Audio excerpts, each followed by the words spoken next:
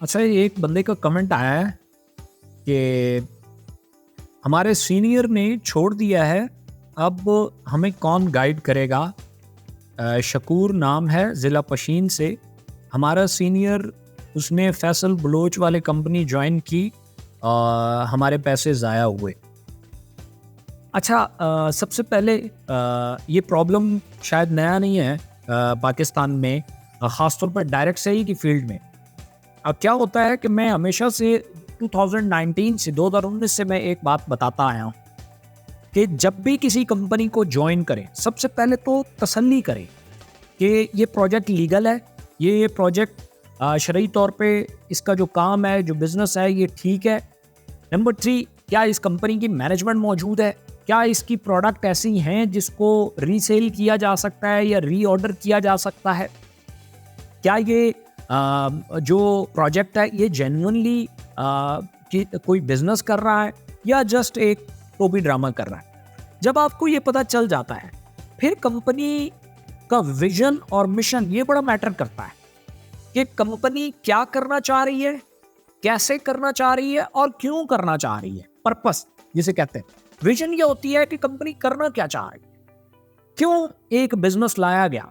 कुछ लोगों के पास, कुछ बिजनेस के पास सिर्फ ये होता है कि हमें पैसा इकट्ठा करना है, घूम फिर के उन्हें विजन की समझ ही नहीं आती कि हमारा विजन क्या है, कंपनी का विजन क्या है। वो पैसा तो कमाना चाहती है, पर उसके बदले में देना क्या चाह रही है, उसका अवामुन नास को क्या फायदा होगा, जिस इलाके में ये, जिस एरिया में ये, जिस शहर में ये काम कर रही है, जिस मुल्क में, उसके लिए उसकी क्या खिदमात होंगी। नो डाउट उसका जो है वो बिजनेस करेगी तो पैसा उठाएगी। नंबर 2 आ जाता है मिशन, कि वो ये कैसे करेगी। कहीं सिर्फ सुनहरा ख्वाब तो नहीं है। लोग क्या करते हैं, बड़े बड़े ख्वाब दिखाते हैं, हमारा विजन ये है कि लोगों में 1-1 करोड़ बांटना है, ये करना है, वो करना है। मिशन का नहीं पता होता। असल चीज तो मिशन है कि ये बताएंगे ये जो आप कह रहे हैं ये करेंगे कैसे। फौरन पता चल जाएगा कि ये रियलिस्टिक है विजन या खाली एक कहानी गढ़ी गई है। और तीसरे नंबर पे आ जाता है पर्पस, ऐसा क्यों करना चाह रही है कंपनी, ऐसा क्यों करना चाह रही है। तो ये 3 चीजें जो हैं ये बड़ी ज़रूरी होती हैं। जब ये आपको पता चल जाए तो कंपनी की डायरेक्शन का पता चल जाता है। फिर आपको पता चल जाता है कि कंपनी 10 साल पे मुहित कोई प्रोजेक्ट रखती है, 20 साल काम करेगी, 30 साल काम करेगी, या ये 2 महीने की मेहमान है। जब ये चीज़ आपको पता चल जाती है, फिर आपको 2019 से लेकर आज तक तमाम ट्रेनिंग्स में मैंने ये बात बताई है कि कंपनी विजन के साथ जुड़े। अब अनफॉर्चुनेटली क्या होता है, हम कंपनी विजन, मिशन, ये चीज़ें छोड़ के हम लोगों को फॉलो करना शुरू कर देते हैं।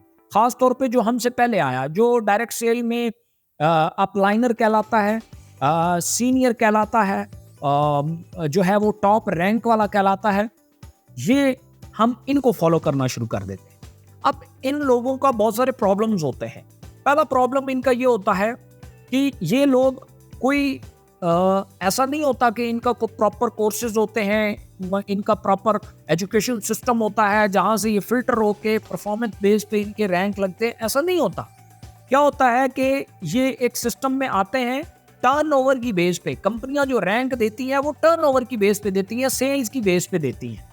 अब जब सेल्स की बेस पे रैंक मिल जाते हैं, फिर क्या होता है, फिर ये लोग, इनमें से ज़्यादातर, चूँकि आज से पहले डायरेक्ट सेल में यही हुआ कि लोग इधर उधर से आके मुख्तलिफ कंपनियों की ऑफरें देना शुरू कर देते हैं। क्योंकि आप बैंक में जाएं, बैंक में एक अच्छा मैनेजर आ गया, उसने एक जो ब्रांच थी उसकी सेल यकदम बढ़ा दी, तो दूसरे बैंक वाले उसे देख रहे होते हैं, उनको आके ऑफरिंग करना शुरू कर देते हैं। आपको भी मैं आज बता रहा हूँ, आप भी जब डायरेक्ट सेल में आएंगे, 5-10 लोगों की टीम बनाएंगे, कुछ सेल्स जनरेट करेंगे, कुछ टर्नओवर जनरेट करेंगे, जब आपका काम चल पड़ेगा तो लोग आ जाएंगे आपके पास बड़ी बड़ी लालचें लेके, और जनाब हम आपको गाड़ी ऑफर करते हैं, हम आपको जनाब इतने पैसे एडवांस में ऑफर करते हैं, हम आपको जनाब फलानी चीज़ ऑफर करते हैं, फलानी चीज़ ऑफर करते हैं। हर बंदे को लालच दी जाती है ताकि उसको तोड़ के अपने साथ लाया जा सके। अच्छा, उसमें फिर कुछ लोग ऐसे आते हैं जिसके बारे में कहा जाता है कि if you can not convince somebody just confuse him. जब वो आपको कन्विंस नहीं कर सकते, फिर वो आपको एक और चक्कर में डाल देते हैं। वो क्या होता है कि जनाब आप कब तक इस कंपनी के लिए काम करोगे, आप तो बड़े ज़हीन आदमी हो, आप तो बड़े टैलेंटेड आदमी हो, आपको तो क्या करना चाहिए, आपको तो अपनी कंपनी बनानी चाहिए। अपनी कंपनी बनाना बुरी बात नहीं है, लेकिन हमें ये देखना चाहिए कि अपनी कंपनी बनाने के लिए किन स्किल्स की जरूरत होती है, कैसी टीम चाहिए होती है, कैसा विजन चाहिए होता है, क्या कुछ चाहिए होता है। जो लोग कंपटीशन में इसलिए आते हैं कि जनाब ये कमा रहा है तो मैं भी कमाऊंगा, तो ऐसे तो होटल नहीं चलता। अगर इस उम्मीद पे होटल बनाया जाए कि जनाब इसका होटल चल रहा है, मैं यहाँ होटल डालता हूँ मेरा भी चल जाएगा, इस बेस पे तो होटल नहीं चलता। कंपनी चलाना तो बहुत दूर की बात हो जाती है। इसलिए फिर ये लोग क्या करते हैं, इन लोगों को ऑफर्स होती हैं या फिर इनको इस तरह का जो है वो थॉट्स आना शुरू हो जाते हैं, ये लोग इनको थॉट्स दिला देते हैं। मैंने अपनी किताब में भी लिखा है कि अगर आप में वजीर की तमाम तर सलाहियतें मौजूद हो तो आपको बादशाह बनने की कोशिश भी नहीं करनी चाहिए, क्योंकि आप वजारत से भी जाएंगे। अब कुछ लोग जो सेल्स में आके यकदम एक टॉप रैंक अचीव कर जाते हैं, उनमें सेल्स की तमाम तर सलाहियतें मौजूद होती हैं, बट कंपनी चलाना ये एक अलग साइंस है, अलग स्किल है, अलग काइंड ऑफ नर्व्स पावर चाहिए होती है, विल पावर चाहिए होती है, अलग तरह की टीम चाहिए होती है। देखिए, सेल्स की टीम बनाना और चीज है, मैनेजमेंट की टीम बनाना और चीज है। फिर आपको आपके अखराजात होते हैं, आपको मनी मैनेजमेंट चाहिए, आपको बहुत सारे स्किल्स चाहिए होते हैं। तो क्या होता है कि ये लोग दौड़ के एक वेबसाइट बना लेते हैं। कंपनी बनाना कोई मुश्किल काम नहीं है, दौड़ के एक वेबसाइट बनाई और बैठ गया, एंट्रियां लगाना शुरू कर दी। अब जब उस कंपनी और कुछ एंट्रियां ले भी लेते हैं, 1000, 2000, 3000, 4000 का नेटवर्क बन भी जाता है, इतने लोग वो कर भी जाते हैं। अब जब उसकी सर्विसेज या प्रोडक्ट्स या उस कॉन्टिन्यूटी को बरकरार रखना होता है, वहां टीम चाहिए होती है, एक मैनेजमेंट टीम चाहिए होती है। अब जब एक मैनेजमेंट टीम चाहिए होती है, वहां पे जाके अक्सर जो सेल्स के लोग होते हैं, मार्केटिंग के, वो फेल हो जाते हैं। मनी मैनेजमेंट में तो फंसते ही फंसते हैं, ठीक है। वहां जब फेल हो जाते हैं, लोग फिर कंपैरिजन करना शुरू कर देते हैं उससे प्रीवियस कंपनी के साथ। देखिए ना, मैं हमेशा कहता हूं, अगर आपने गुलाब जामुन खा लिया, उसके बाद आपने चाय का सिप लिया तो चाय फीकी लगेगी, लेकिन अगर गुलाब जामुन से पहले आपने चाय का सिप लिया तो वो तो मीठी थी।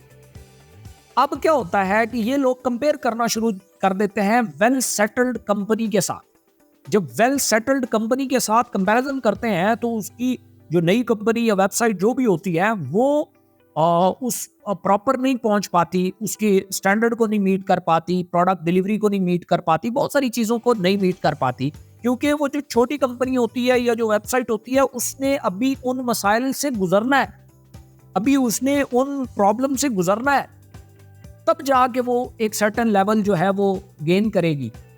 इसलिए ऐसे लोग फिर क्या करते हैं, जो मेन फॉलोअर होते हैं, जो हाइप फॉलोअर होते हैं, वो अपना अकल अगर यूज नहीं करेंगे तो किसी के कहने पे कहीं चले जाएंगे। अब वहां वो चीज नहीं मिलेगी, क्योंकि मोटिवेशन में जाते हैं। जब वो चीज वहां नहीं मिलेगी तो डिमोटिवेट हो जाएंगे। अब वो वहां के भी नहीं रहे, यहाँ के भी नहीं रहे। सो ये प्रॉब्लम्स जो खासतौर पे इस भाई ने कमेंट में पूछा है, ये वाला प्रॉब्लम हो। इसी तरीके में पाकिस्तान में लोग डायरेक्ट सेल को गालियां क्यों देते हैं?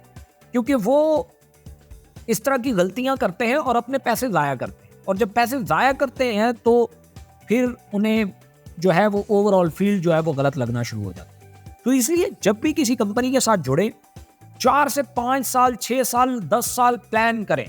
देखिए, आप नौकरी 25 साल प्लान करते हैं, फिर आप किसी नौकरी को ज्वाइन करते हैं, और आप बिजनेस करते हैं, आपका 5 साल का विजन भी नहीं है, आप उसे 5 साल में लगातार नहीं करना चाहते।